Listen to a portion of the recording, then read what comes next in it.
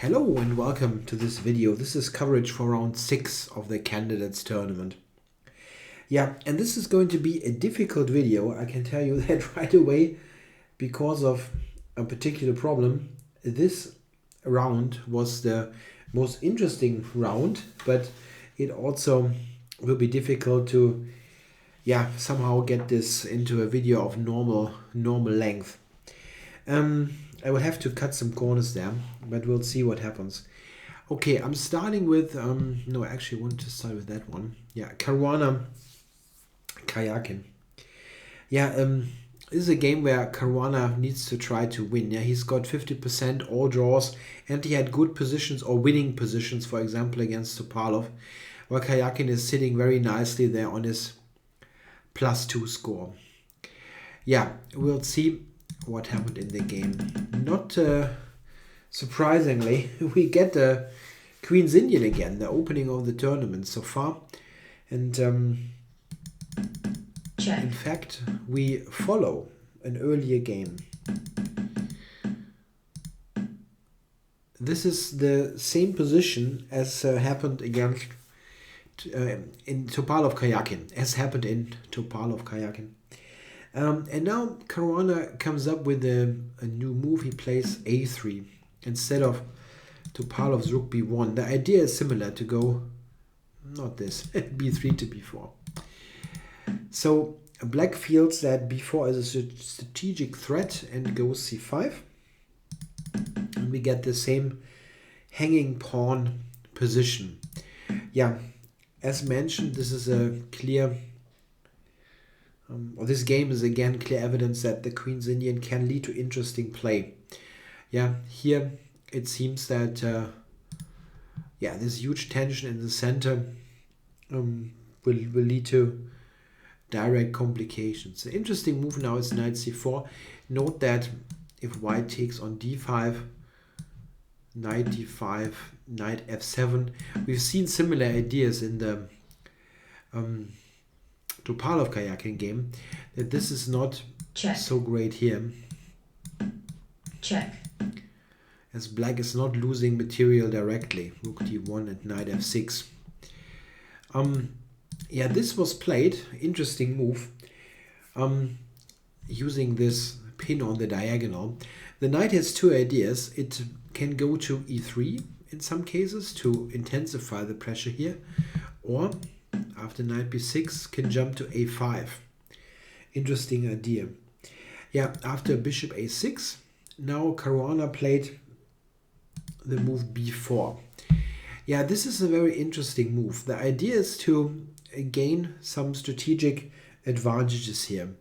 If the c-pawn moves, then white gets the d4 square. If we start to look at, let's start with this move. Yeah, it's really bad, but just to have a look. b5, knight c6, a4. Well, that's absolutely terrible. So advancing was no option at all. Yeah, black could have played some move like queen to d7. There is nothing obviously wrong with it. But Karjakin decided to take this pawn. This is a risky decision in some way. After white recaptured, he still had an option to play, let's say, normal chess with rook c8. This attacks the knight.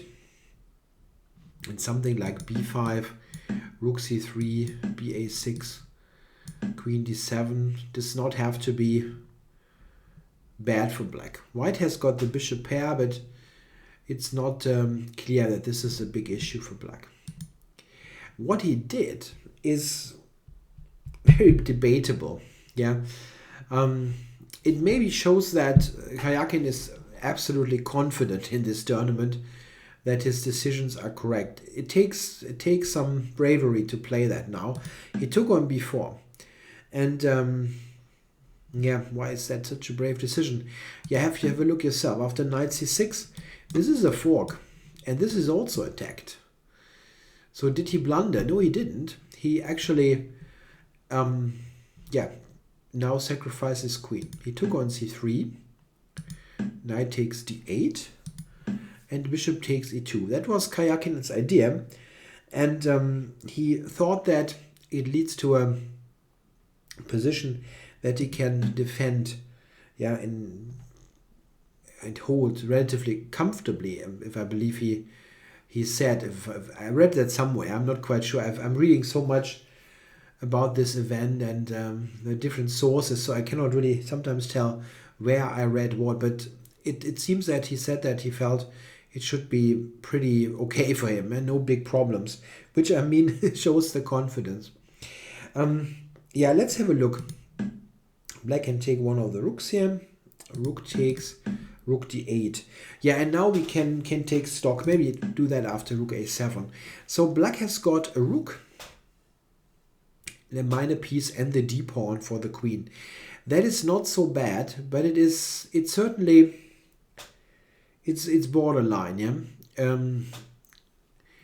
It depends a lot on the specifics of the position. What is good for black is that he doesn't have any particular weakness in terms of pawn structure around the king. So this is fairly solid. Also, that d pawn gives some clear counterplay. That's also very important, that you have an idea to do something actively yourself. Of course, you can sometimes hold those positions with a pure fortress, but it's good to have something that you can use for active play.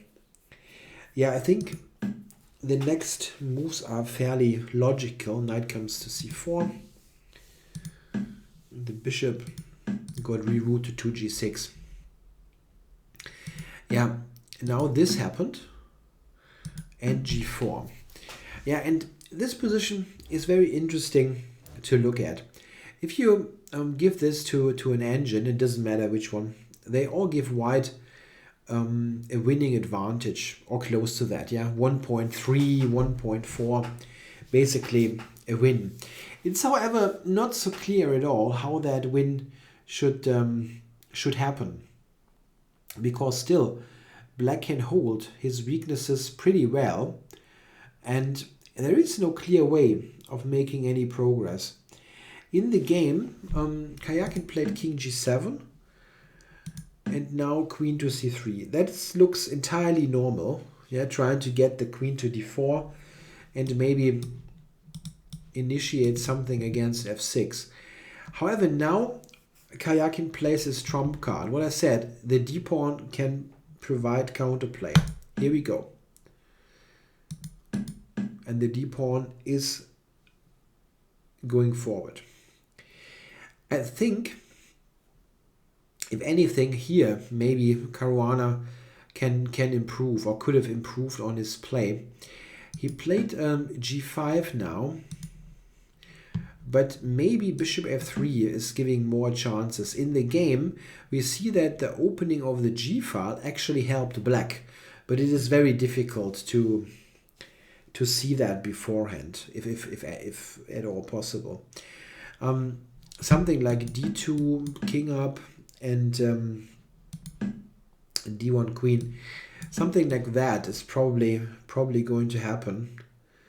And still, absolutely not clear to me if this can be won or not. I mean, there are definitely winning chances. White can try forever and ever, but are you really winning? Not sure. Not sure at all. I mean, black has h6 to make sure that the g-pawn cannot so easily advance, and he has to cover f6. Yeah, like with the rook here and rook here. Oh, yeah, it depends. There are various possible fortresses, but I think still draw is the favorite here. Yeah, but white can try. The way it went, it was a direct draw, surprisingly. g5, as mentioned, was played. d2, check, and black went into the corner. Yeah, and now we see the issues here. White is just in time to stop the d-pawn. He has to do that, of course. And now, here's the big point. Black has this tactic. Tactic is a strong word, but he can try to distract that bishop and promote the d-pawn, let's say, completely. Yeah, that white doesn't even is able to sacrifice for it. Yeah, and now it gets very tricky. He played this. Note that after bishop g4, black has the fantastic move rook g8 and again threatens to promote. It cannot be stopped, actually. What else? Yeah, white definitely shouldn't take. Yeah, this is something that should be avoided. Check.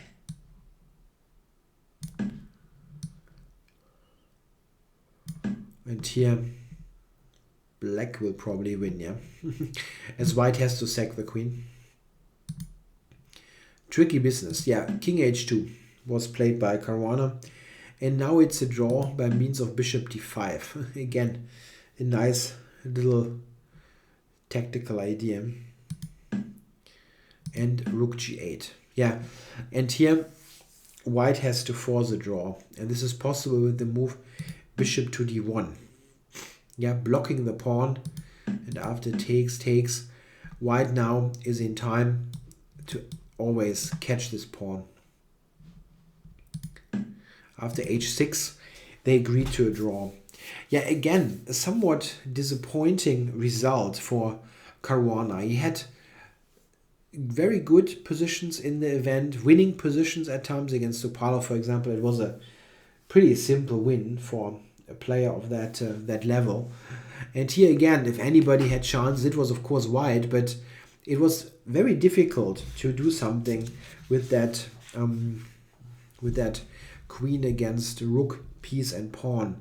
There wasn't a clear way probably to win, even though it certainly leaves a feeling of probably dissatisfaction that you cannot do anything. Even here, the opponent very, yeah, it was a bit of a reckless decision to give the queen. It wasn't necessary really for Karjakin to do it, but it was possible. Certainly not totally bad, but it certainly feels bad for Caruana probably that the opponent just could give the queen and he couldn't do much. Okay, anyway, the next game I want to check is Topalov Giri. Yep, and do we get a Grunfeld? No, we don't get a Grunfeld because now Topalov plays the move h4. This is certainly the move of the tournament so far, for being the most outrageous decision probably. Yeah, that's a that move recently was seen in a Grandmaster game by the strong Ukrainian Grandmaster Korobov, and it also has been played a couple of times, as I read somewhere, by English GM Simon Williams, who's very much known for his aggressive playing style. I don't think this move is any good, to be honest, but there are similar things that have been tried against the Grunfeld. For example, what I played a couple of times in Blitz chess is this line, and this is, I think, in comparison a lot better, because here black is already committed to that kind of setup. You know how the center looks like, so you know if an h-pawn move can be sensible. And here, I mean, there is some point to it. Yeah, for example, it seems nowadays that probably like something like c6 is the best reply. If you compare that to the actual game, here black only has started with the fianchetto, but has not set up the center in any way. So he's free to set up in any way that he might like. And Giri goes for something that makes lots of sense. He plays the Benko in a way, with white having played the move h4. C takes b5, now played by Topalov. It seems that Simon Williams likes to play h5 in this position. And I have to admit that this does make more sense to me than what Topalov did. I mean, Williams seems to be eager to play this and then play e4. I mean, it's a total mess, and I would be very surprised if white is objectively better. But this is definitely something that leads to totally irrational play, and white has chances. In the game, just to compare things, this happened. So it was played like a regular Benko. It's just that white has to move h4. Yeah, if we look at this position, this is just looking like a normal Benko, and white has played the completely pointless move h4. It is not even a loss of time. I mean, it is a loss of time, but it also just weakens white's position. So here it is just a question, can white hold on, or is it really bad? Yeah, this is the only question here. And I find it pretty amazing that Topalov plays into that position after 9 moves, where it's really just a question how bad it is for him. Okay, the whole game is basically a defensive effort by white. We'll see how it turned out. Bishop d2, bishop a6, queen c2. Yeah, I should mention why h4 is so useless. Yeah, you never get an attack here with h5, and you weaken squares. For example, the g4 square. This is something that really makes it's important. It's really important. We see later in the game. Do I want to fast forward? I can go ahead a couple of moves, yeah, just to show that this is in fact important. Yeah, this is a square that black can sometimes use. And also note, when you go h4, it makes it more difficult to play f4, for example. Oops. Play f4, for example, because this is leaving so many holes. Yeah, if the pawn is back on h2, you can at least imagine that f4 could be a playable move at some point. Yeah, you notice I made a couple of moves rather quickly. Yeah, white has played bishop d2, c3, and lost a bit more time with the knight. Yeah, it just seems to about to hold. Yeah. Yeah, he has to go knight e2 back again so that he can actually castle. It's got traded. And queen d3. Yeah, this is an excellent Benko for black. Yeah, he gets to trade queens, which is not a problem at all, even though he's a pawn down. But it's absolutely no problem because the pressure persists even after the queen trade. We see right here how much pressure there is on those pawns. And yeah, this is the picture that you should look at. Yeah? White cannot move his pawns.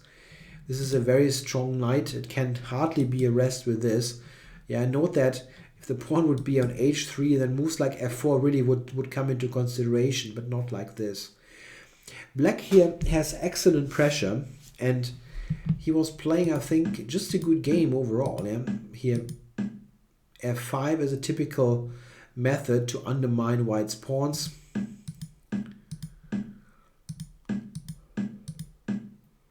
Yeah, very active play by black. And c4. Yeah, a typical break. What white wants to do, what black wants to do is to trade this against one pawn here to get a further isolated pawn. And yeah, we got there. So black now has a couple of pawns to attack. He can attack those 3 mostly. And in the game we see that he gets a pawn back. Black also around here also could have taken on h4, which maybe was stronger. But it's difficult to decide. If you decide between a couple of advantageous options, it's always difficult to do. Giri decided to play rook to a b5 and now take the pawn like that.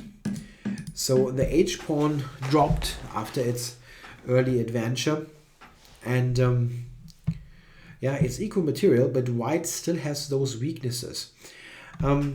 Yeah, Topalov, however, now puts up a very, very tough defense. Check. Let's get traded. and he later marched the a-pawn up the board. He ultimately was forced to give that pawn, because it is a weakness. It cannot be kept. But it seems that this ultimately is probably a draw. It's not much fun to play, quite clearly, but it still seems to be a draw.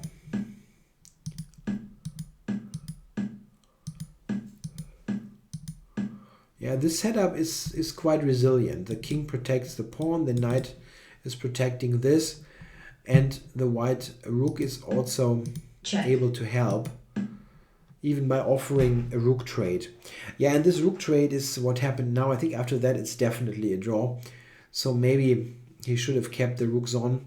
But it feels really unlikely that black can win there. I mean, the whole game was very one-sided in black's favor, but sometimes you just cannot win. Yeah, it's too sturdy. Yeah, Giri tried for a while. We cannot blame him for not trying, but yeah, this is the end of game. After this white gets the final pawn. So yeah, what to make of that game? Topalov came up with this aggressive move, this h4, but he was on the defensive like 3 or 4 moves later, and I don't know, something seems off in this tournament. h4 is already a move that looks a little bit like frustration, but it feels kind of strange that when he arrives at this position, that he goes then for the passive approach now, basically by taking and playing a banco where h4 is really, frankly, a ridiculous move. h5, Williams' move really makes sense. Yeah, it decentralizes his knight and gains time. That makes the whole thing completely irrational. And this is interesting. It's really an interesting position that you can play. I mean, it's not my kind of chess, but it's definitely something that makes sense to me. Playing what happened in the game is just a transposition to a banco where h4 is a bit weird, to put it mildly. Okay, let's go to the next game. This is Anand with white against Peter Svidler. We have a Rulo pass, and Svidler plays a6. He does not play the Berlin. And yeah, that makes him a good guy in my book. Not that I'm hating the opening so much, but I think we will see in the game here that the closed Spanish in all kinds of forms offers more interesting play. Yeah, the first interesting moment comes right here as Svidler castles. Yeah, he plays both moves. He plays castles and d6. He plays more than one line. In the closed, he plays the Breyer, he plays the Zaitsev, but he also plays the Marshal, and castles signals his intention to play a Marshal. Anand now plays a4. It's also an interesting choice. I thought that this move was largely defanged nowadays due to b4, but probably Anand had something in store there. We don't learn that from this game, because Svidler plays bishop b7. This was the main line of this a4 anti-Marshal like 20 years ago, when Kasparov played a4 a lot in his match against Nigel Short. But it went out of fashion quite a while ago. The main argument against this move is that after d3, white has this very sound pawn chain, and the bishop on b7 sometimes doesn't really have a great future there. I've played this position myself with black, and I have to... What exactly is the right expression? Yeah, my own experience kind of confirms this, that this can be a tricky way for black to play. I mean, I don't play that move order anymore with castles, so I'm not really getting this position again. but I would definitely, I think, go for b4 instead of bishop b7. Anyway, this is not bad or anything. I'm just stating a personal preference here. Rook e8, knight d2, bishop f8, an interesting move. c3 and knight a5. Okay, bishop c2, bishop a2 is also possible here, but all this looks very, very normal. c5 and d4. Yeah, white opens up the center after all. Black now has some options how to deal with this center. He can play d6. However, this seems to be a bit of a wrong moment there. I know that those Ruy Lopez middle games, they can be very confusing because they kind of look the same, but little details are important. Here, for example, after d5, those two pieces really have the entirely wrong positions. Yeah, this bishop should be on d7 here, and the knight ideally shouldn't be on a5 in the first place, but it rather often is in the Chigorin. But here it cannot even easily regroup. Yeah, like c4, knight b7, knight c5 would make sense, but that's not possible here. So d6 is not good. Black probably should take on d4. Interesting, for example, here is to take with this and play d5. Looks sharp, but after d takes, knight takes, black has been okay. Black has been okay in Grandmaster games. Yeah, Svidler plays differently. He takes here with the e-pawn and then goes d5. And I don't think that this is so great. Maybe he could have played this. Yeah, e5, knight d5. It's also risky a little bit. Yeah, we see already that white has a couple of attacking or aggressive looking pieces geared towards the king, but probably still nothing terrible is happening. Yeah, let's say knight e4. Black can answer with the various moves. He has to watch out for pieces coming to g5. If you go h6 here and queen d3, for example. Yeah, it was an alternative to take there. After d5, Svidler's move, it gets really dangerous. e5, knight e4. And here Anand plays a new move, a takes b5. It wasn't part of home preparation here, but it's a new move technically. There has been a game, interestingly enough, from 2004 between Shirov white and Onishuk black, where Shirov played knight takes, pawn takes, rook takes e4. That looks flashy. Very interesting. After bishop takes, in fact, white is winning already. The threat is bishop takes h7. Very brutal. And also, of course, taking the rook. If black moves the rook, then bishop h7 is already winning the game. We will see something very, very similar in the game. I don't want to go through the lines because I will show some in the actual game continuation. The funny thing is that here black had a cool reply. He played the move knight to b3, which is a bit of a shocker. Yeah, really a cool move. Yeah, the rook is hanging. Black might take here, and if the bishop takes, black is happy to take the rook. So, what did white do in this game? He tried bishop g5. Yeah, that didn't work out well. He had rook h4. Okay, I don't want to analyze this game, but I want to show that a very similar idea has been played before. In the game, to show what happens. Takes, knight takes, pawn takes, rook takes. The same thing. The same idea. And now, again, black cannot take because he will be killed by bishop takes h7. We can have a look now, yeah? Let's say black plays rook to a6 to try to at least use the rook for defensive purposes. Okay, then queen d3 probably, and not the sacrifice. I want to. This is also good for white. Yeah, like this, and this. Looks pretty awful.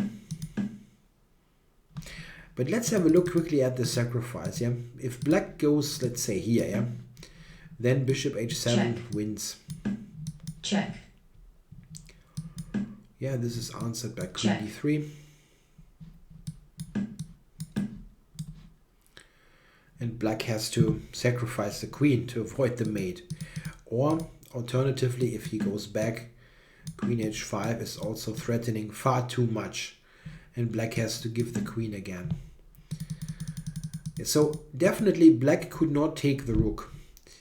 Yeah, what is it that he should play? It's very difficult to say. Maybe g6 is the only move that does not lose right away. It basically says, okay, I'm a pawn down. Yeah, I made a mistake, but let me just try to hang on there. Being a pawn down, but having active pieces. That bishop, for example, is still an active piece. That's probably objectively the best move. What he played is knight b3. The same idea that Onishuk played. However, here we have a big difference. And the difference is that now the rook can actually, when it is attacked, it now can take. And after bishop takes, it's white's move, and he has a very strong continuation. What white can play is knight to g5. And it turns out that this is already winning for white. Yeah, Svidler is lost here after 20 moves. Yeah, how does that continue? He took on c1 now, took the bishop on c1. We can check other ideas. What happens if black takes the rook? That's the first thing we can check. Bishop takes e4 is a simple reply. And now we have to note that, of course, this hangs. And it's not just a pawn. The threat is bishop h7, king h8, knight f7, winning the queen. And there are also attacking ideas with queen h5. It's just that black now cannot just play, I don't know, knight takes d4 or something like that. This is Check. Winning the queen for the easiest line. Maybe there's something more effective, but yeah, sorry, after bishop takes, it basically means that black is out of moves here. Yeah, something like g6, queen b3 is disastrous. It's from a material point of view, white is winning, but also the pure position is over. Like this, maybe makes a very quick finish. Yeah, so black cannot take the rook. We see what happens if he takes the bishop on c1 in the game, and there are really no big alternatives. Yeah, like h6, for example. White can just take here. Yeah, maybe this first. Yeah, and here white is material up and attacks. Yeah, king is very, very bad. Yeah, it's a loss. It's just a loss. Amazing, yeah.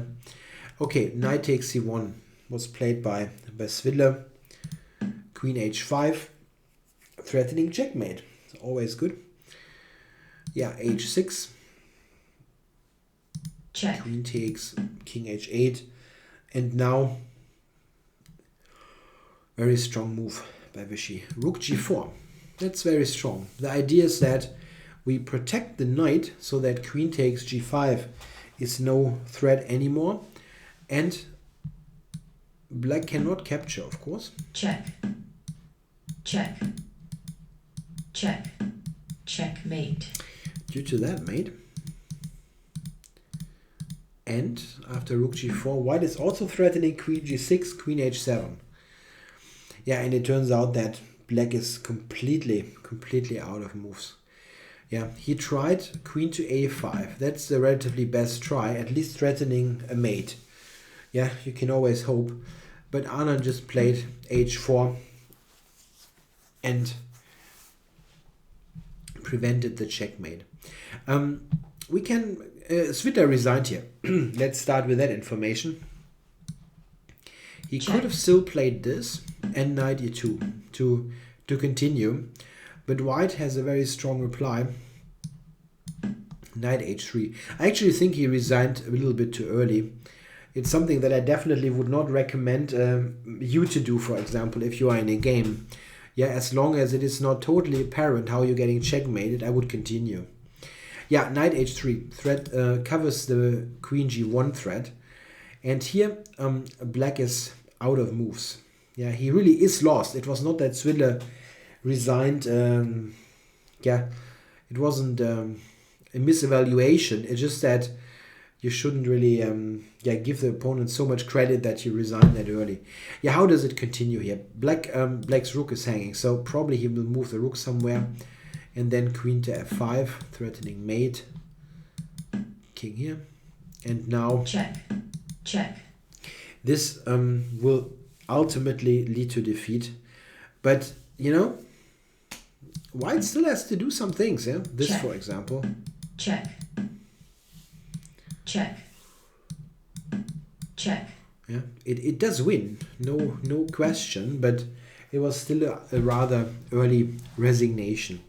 Yeah, a very disappointing a game certainly for Svidler, who had a good tournament up to that point. He had, in the first 5 rounds, he never was in serious trouble at all, I think.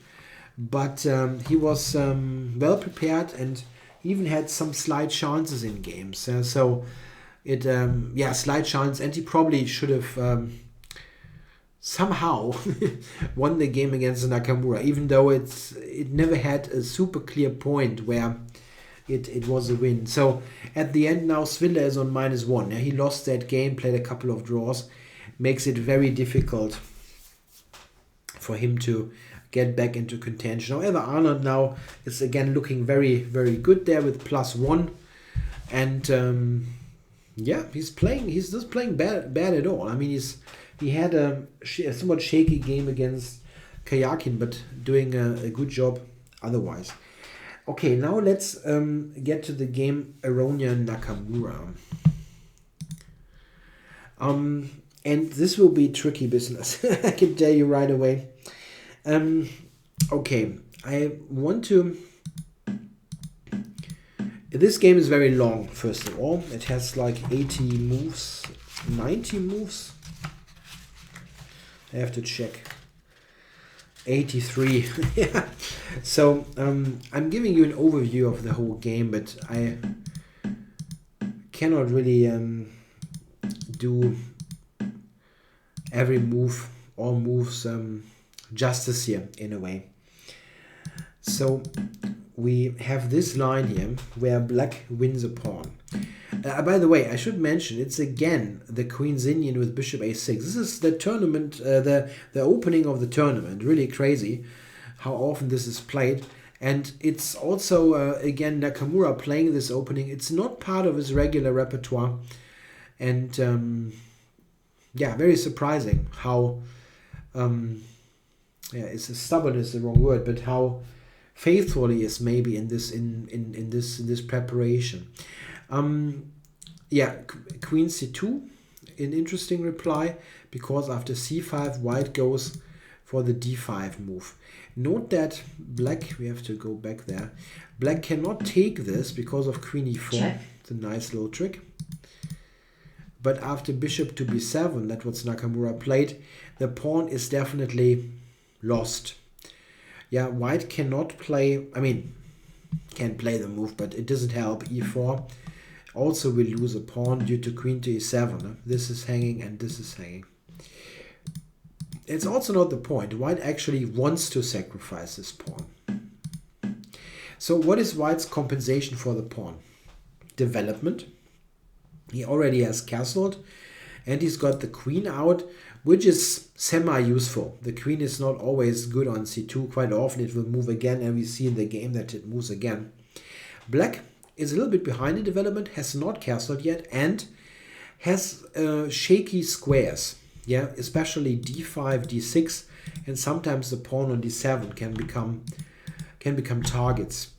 Of course, this is something that has been analyzed for quite a while already, and has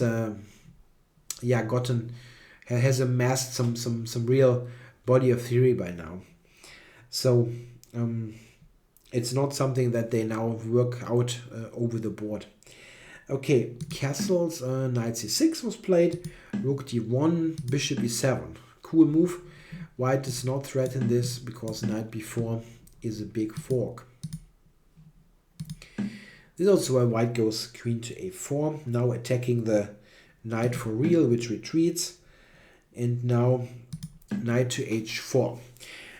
Typical idea in the Queen's Indian. It opens up the bishop and it intends to switch the knight over to f5. Often a great attacking square, especially when there is no bishop on c8 that is able to take that knight. Yeah, like after the fianchetto here, it's clear that the knight on f5 will be difficult to expel. Yeah, castles, knight c3, knight f5 also has been tried, but knight c3 is a very normal looking move, of course. Yeah, g6 now to control f5, and now bishop g5. We see white has good development, and it's difficult for black to use his central pawn. I mean, this is his extra pawn that he has, but the issue is you can very rarely move it. Yeah, d6 is totally blundering a piece, and you cannot go d5 here either, as it just hangs. Yeah, I mean, something like takes, rook d5. I'm not even sure that this is so terrible for black, but it seems a bit wrong to give the pawn up immediately. Maybe you can also take here, by the way, because rook takes is actually keeping this attacked. Yeah, but do you want to return the pawn that quickly? Probably not. Rook b8 was played by Nakamura. And yeah, covering that bishop. And now bishop f4. Rook c8, bishop h6. Looks a bit strange, but white wanted to get this one in. Yeah, the queen on f4 is aggressively placed. A funny line that should be very much noted is, if black plays the move knight h5 now, the game would end really quickly after Check. queen takes f7. That's nice, right? Check. Check. Check. Checkmate. That's cute. Yeah, so knight h5 is a bad idea. Yeah, what should black do? Knight to a5. Looks decentralizing, but it's not so bad. Black also could have played queen c7. I should actually tell you something. I only today found out that on chess.com there's a regular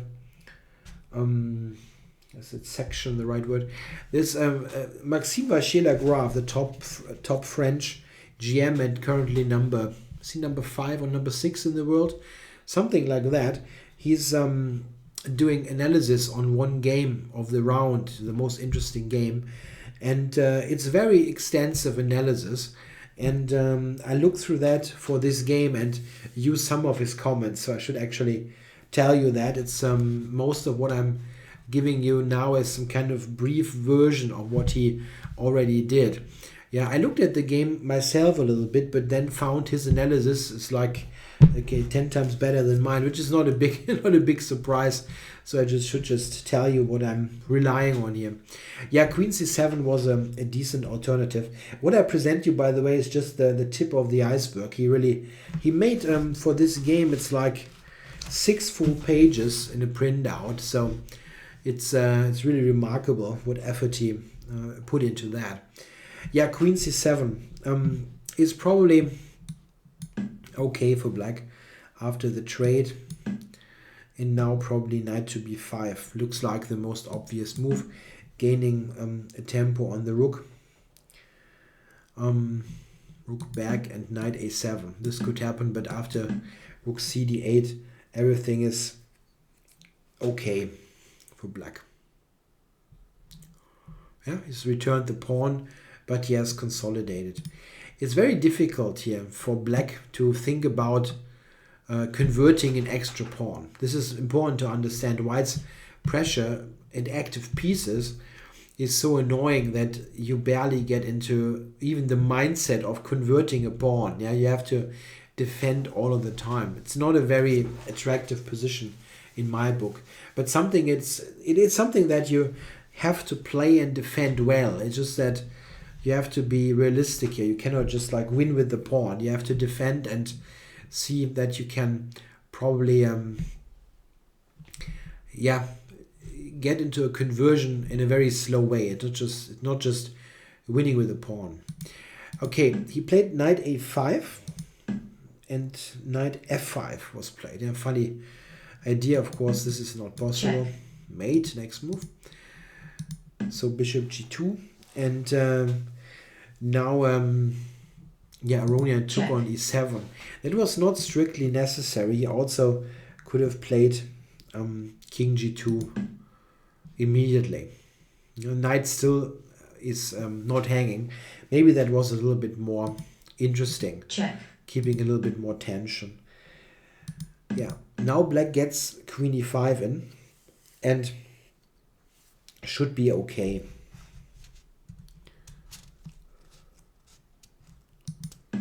Yeah, e3,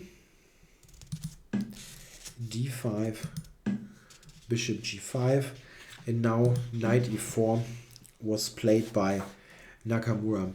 The move king g7 was also possible and does not seem to present any big problem. Yeah, black is giving back the d5 pawn, but as I said, he almost always has to be ready here Check. to return some material to make the position completely equal. Something like this, for example, is equal. Yeah, knight e4 was played. Rook d5.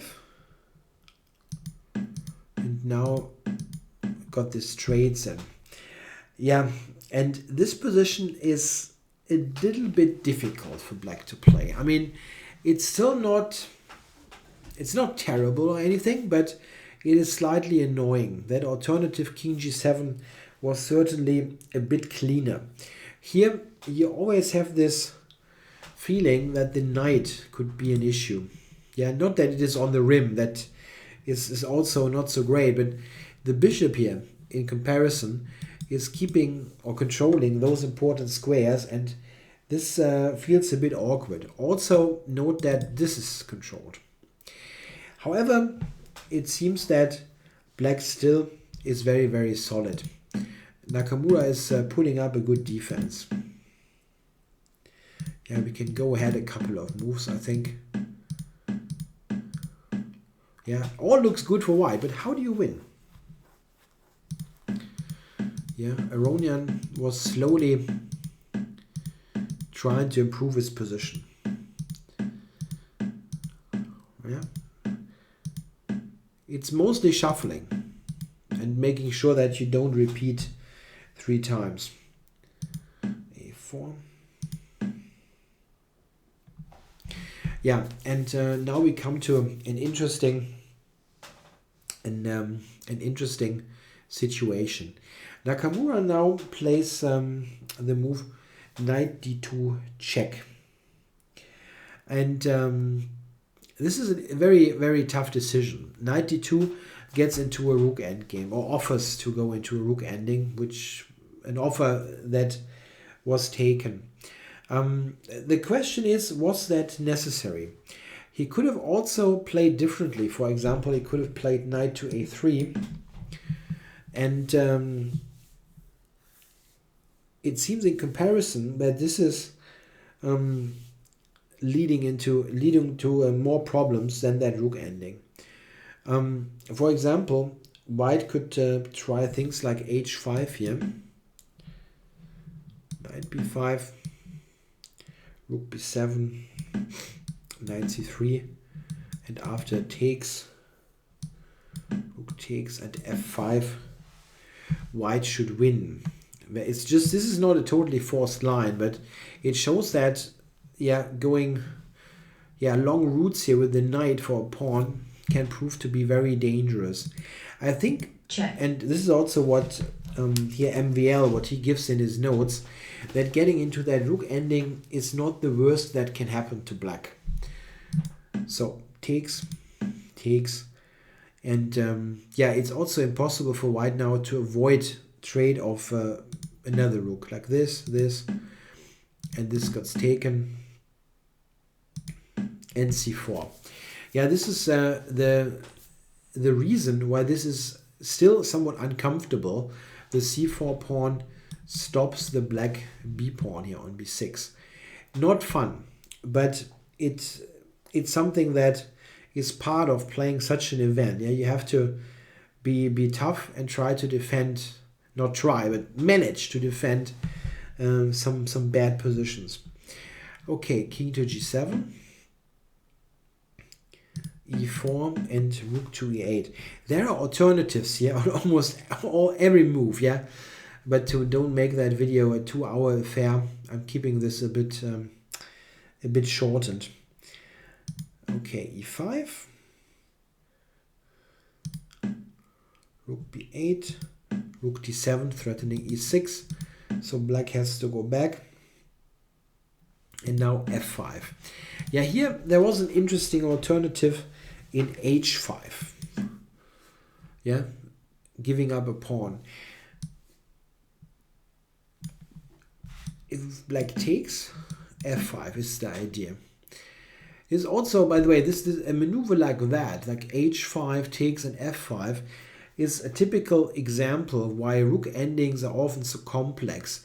They really offer some scope, at least, of, let's say, creativity or options. Yeah, often in minor piece endings, there is a very clear way forward, or there is a clear way, a somewhat static way, let's say, a setup, or a very narrow approach that has to be employed.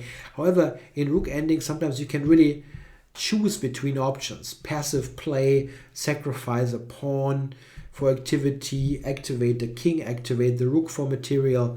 All kinds of things are possible. Yeah, that probably here, this idea h5 takes f5 is very interesting, but probably not winning. What MVL ultimately analyzes is king to e8 as leading to a draw.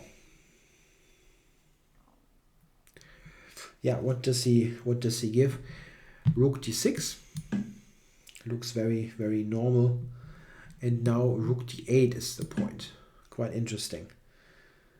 If white takes, then black activates with rook d4. And something like this. This. Check. This is his main line.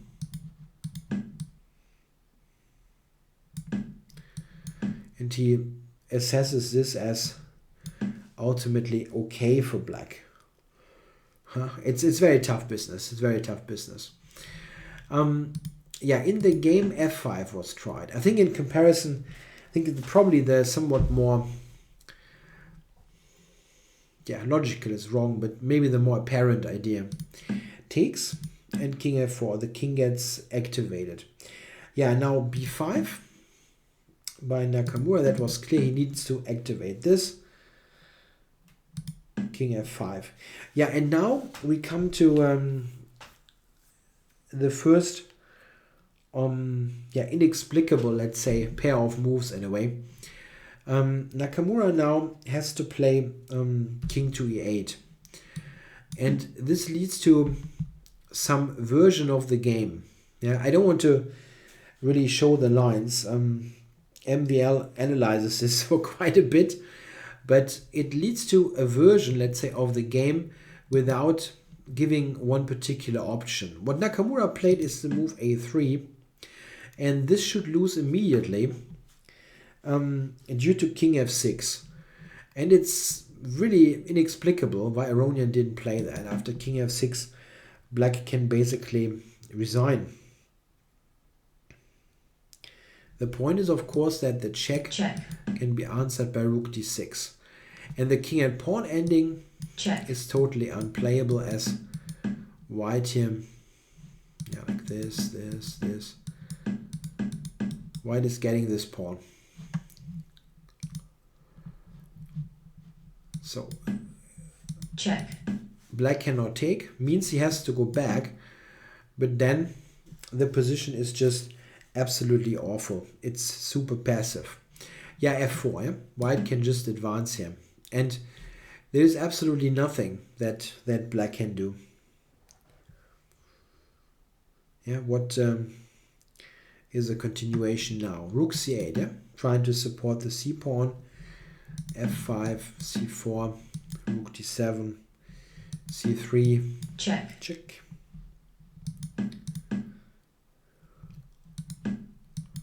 Threatening mate. Check. Check.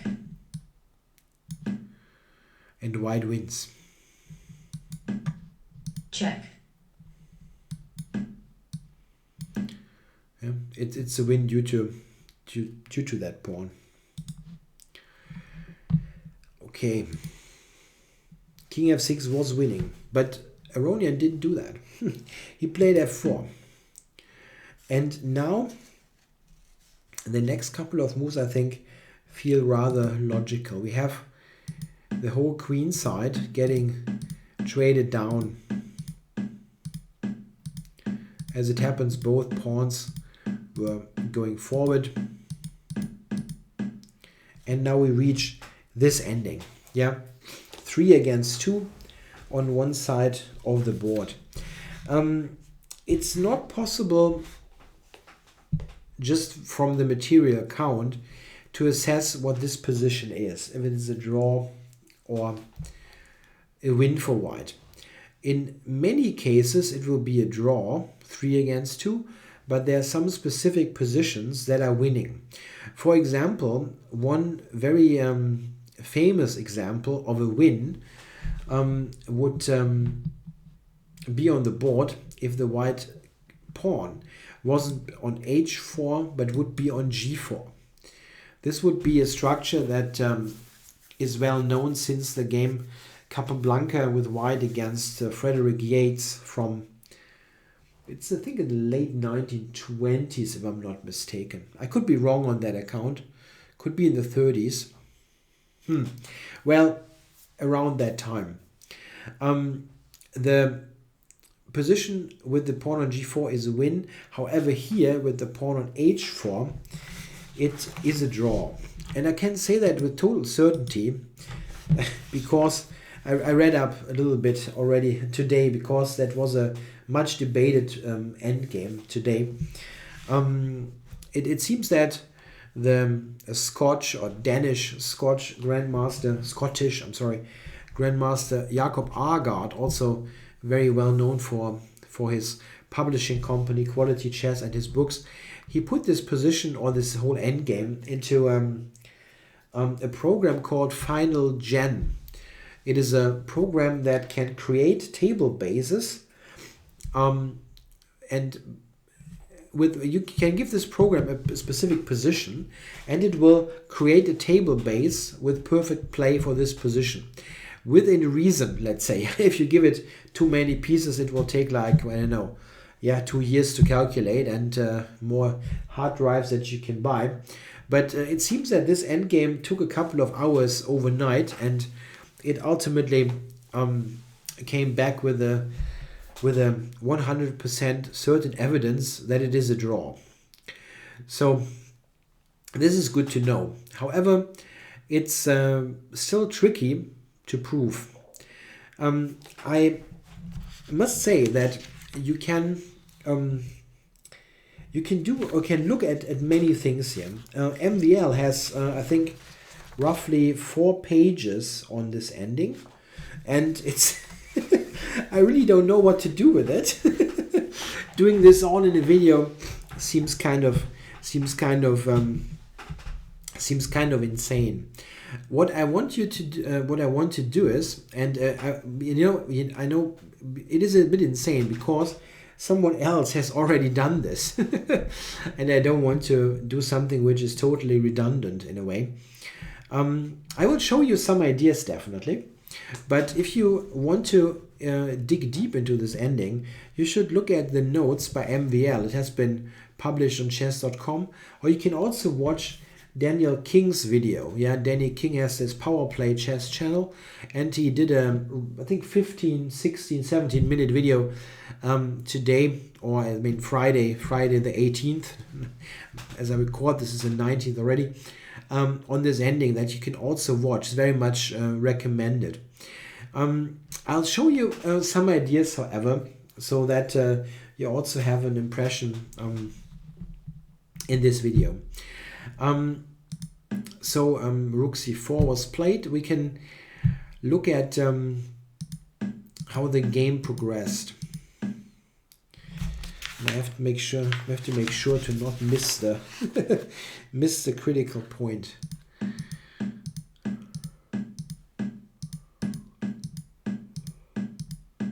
Yeah, there wasn't much happening for quite a bit. Check.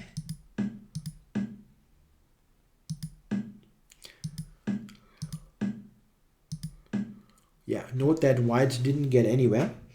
And here in this position, we have the decisive moment of the game.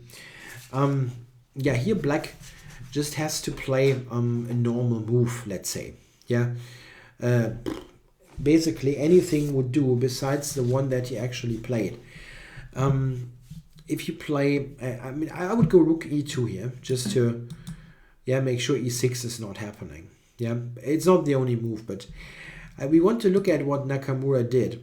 He played the move king to f8, and there was some controversy here because it seems that he, you can watch the video, yeah? It's easy to watch the video and see yourself.